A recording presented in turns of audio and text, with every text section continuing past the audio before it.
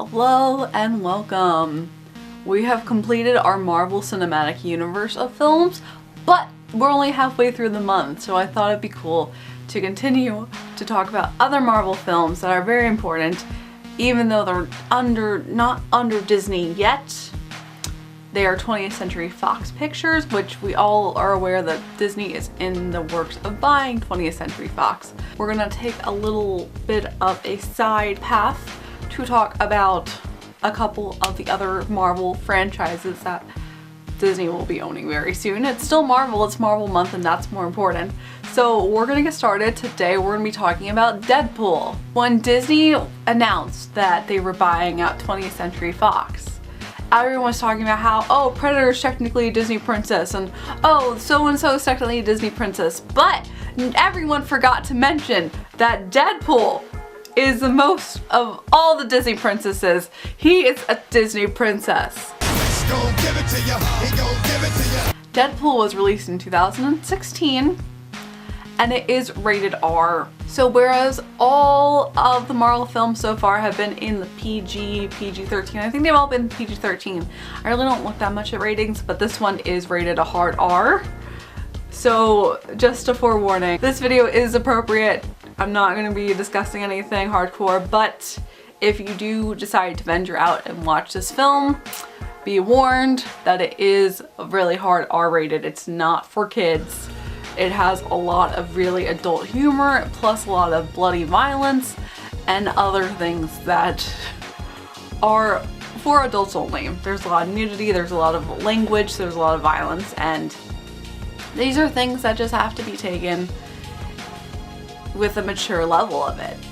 So there will be a couple more films that I do want to talk about that do have the R rating, but I will always mention them beforehand. I always think it's funny that like Disney films are under, more of them are Touchstone Pictures, so more of them are under the categories that aren't specifically Walt Disney Pictures, but they're still owned by Disney, so therefore it counts. I love this film so much. I relate to Deadpool's personality.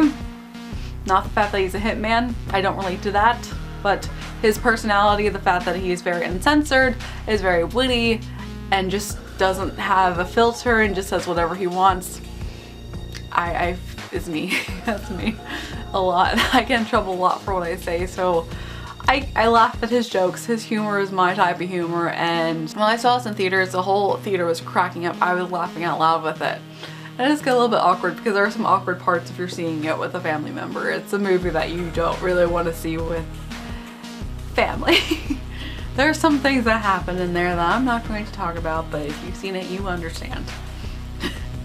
It's really great. I love this film. It's one of my favorites. It's just very hilarious. It's a fantastic story. I love the fourth wall breaking.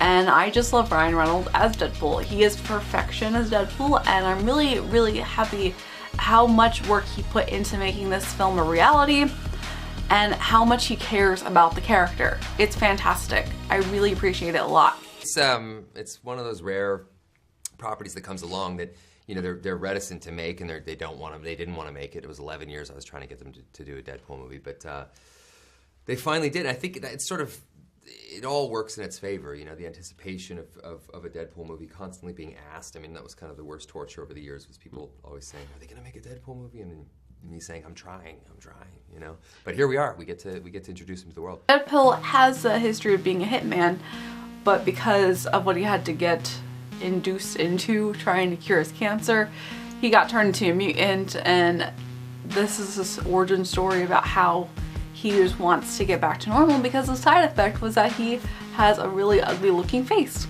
Oh, God, you are hard to look at. You look like the topographical map of Utah. Exactly. And he's a very narcissistic, shallow person that wants to be hot again. You are haunting. You look like an avocado had sex with an older avocado. Thank you. But because he was a hitman, he already has the skills, which is really fantastic. So he just has super strength now and can heal and not die and is immortal basically at this point.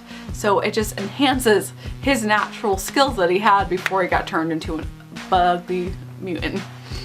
And it works really, really well. It really does. Plus the fact that he is very humorous, and it is a total comedy film. It is comedy over everything else.